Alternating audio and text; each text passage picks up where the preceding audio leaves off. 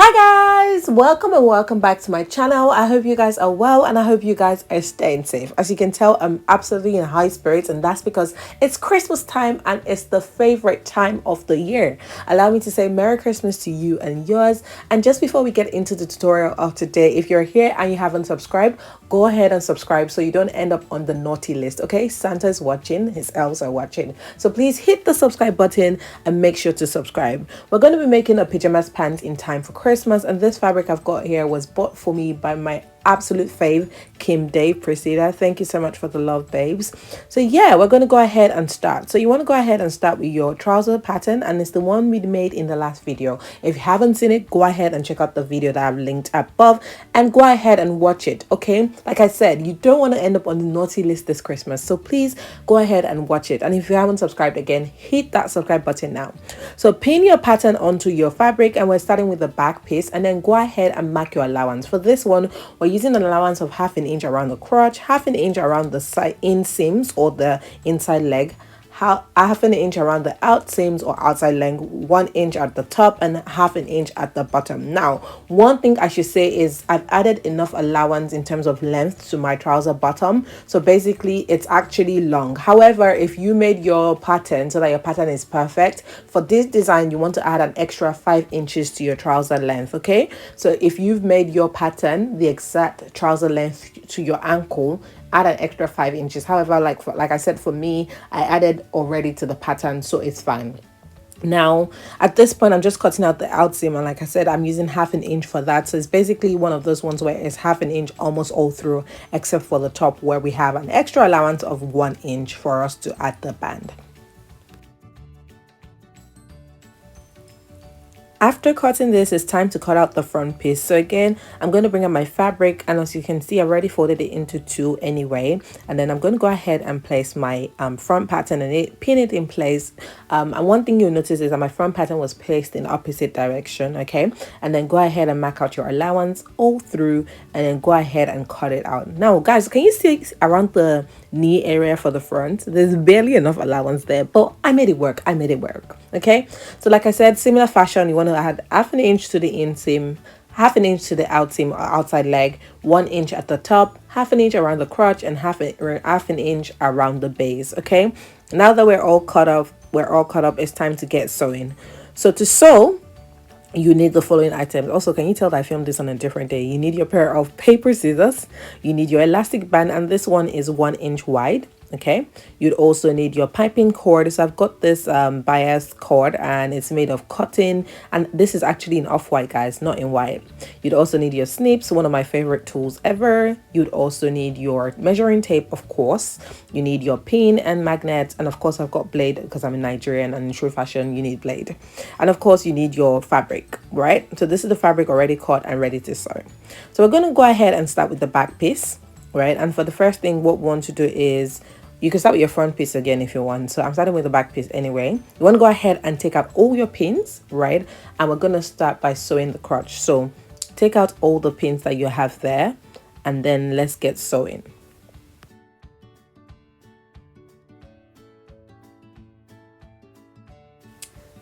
Alright guys, so a little confession, by the way. I literally only have 1 inch at the top because, again, I was kind of mising fabric. However, typically you probably want to leave about 2 inches at the top or 2.5 inches for the band, and you'll see why in a second.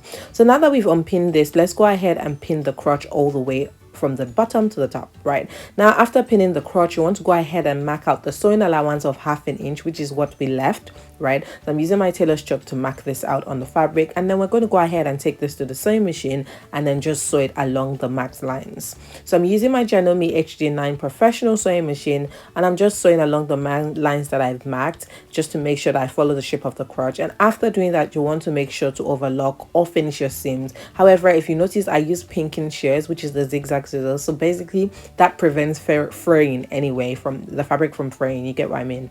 So now, after doing that for the back, we're going to go ahead to the front piece. So again, similar fashion for the front piece, you want to go ahead and take out all the pins that you have. You want to pin the pattern together, and then you want to go ahead and mark out the sewing allowance around the crotch area, right? And then you want to go ahead and sew the crotch on 1/2 inch sewing allowance. Now, after sewing both crotches and overlocking it, this is what it looks like. So I've gone ahead with the front and the back, and now it's time for us to join the crotch and the inseam area.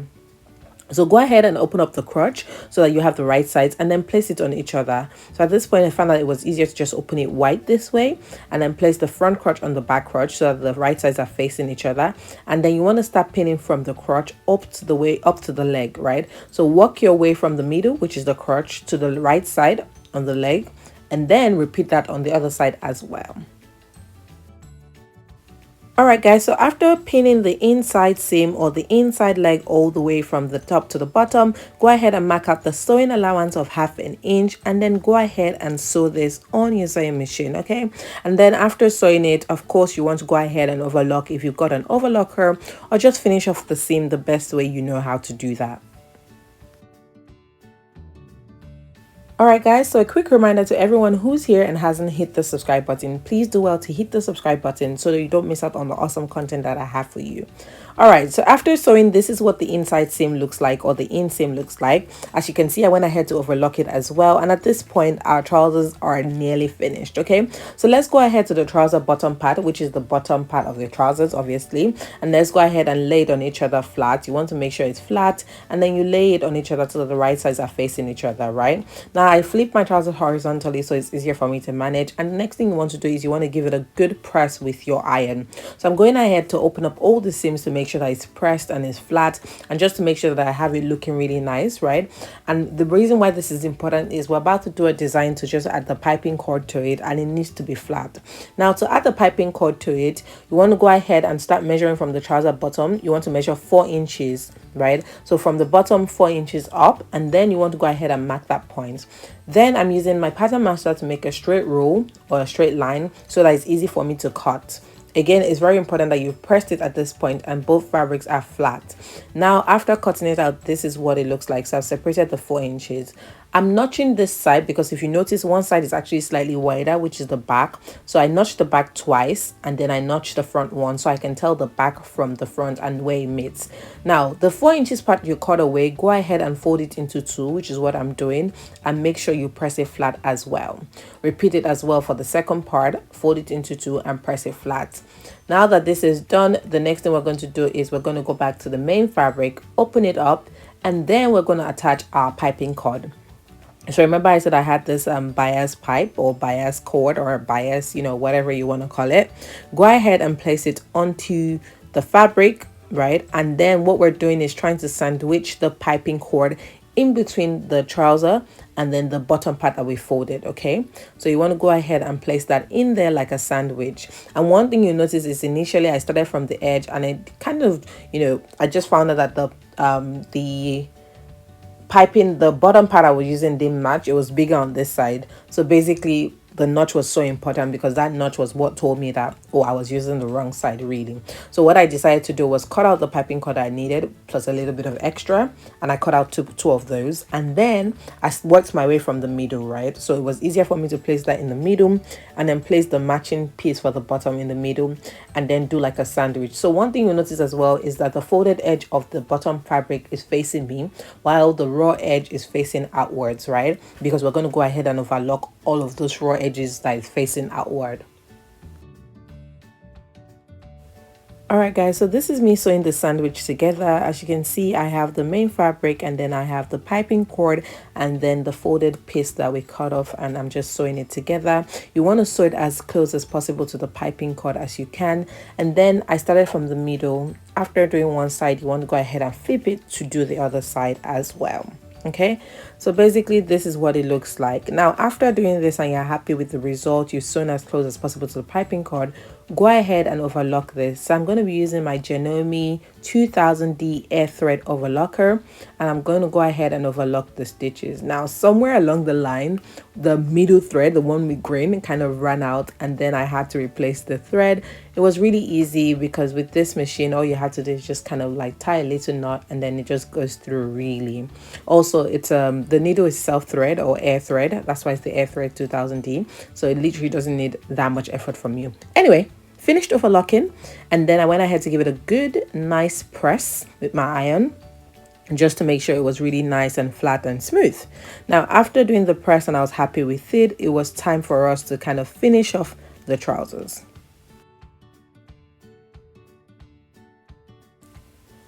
All right, so after pressing it out, this is what it looks like. As you can see, it's really nice and neat. So it's time for us to sew the out seam or the out leg, right? So basically you want to place your trousers together as it should be, and then we want to go ahead and start pinning it from the bottom or the trouser bottom all the way to the top. So go ahead and pin it all the way from the bottom and walk your way to the top. It's also very important that you match it together around the piping cord area, and then you work your way to the top. That's the little bit, guys, that has the bit of the accident, but it's okay. I made it work, like I said. So pin all the way to the top, and then we're going to repeat this on the other side as well. And then you want to go ahead and mark out the sewing allowance that we left out. The sewing allowance that we left out for this particular trousers is pajamas pants rather, is 1/2 inch sewing allowance. So again, on the other side, you want to go ahead and pin it from the trouser bottom to the top, and then mark out your sewing allowance of 1/2 inch, and then go ahead and sew both sides. Go ahead and sew it together. All right, guys, so after sewing it, this is what it looks like. And as you can tell, I overlocked it as well, just because I think it makes for a neater finish when you overlock every step of the way. So we're literally almost at the last bit of the pajamas pants. Go ahead and measure the waist, and obviously what you have should be literally bigger than your actual waist. And then you want to go ahead and measure your elastic. Now for the elastic, there's no particular rule that I use. I tend to make mine only about 10 inches, 8 to 10 inches smaller than whatever the measurement that I take for my waist is. So for instance, if I take, let's say the measurement at the hip is 40, I'll just kind of make it 8 inches or 10 inches like smaller, really. And then you want to go to your ironing board, and then you want to go ahead and press 1/2 inch all around first. After pressing 1/2 inch all around, then you want to go ahead and press a further 1 inch down, right? And what we're trying to do now is make the elastic casing so that we can actually have the elastic in there. So like I said, 1/2 inch first, you want to press that all around, and then 1 inch after, just making sure right now that the elastic goes in. Now when I'm happy with it, I put a label at the back so I can actually tell the back, and then I go ahead and sew it in place with my Janome HD9 Professional sewing machine rather.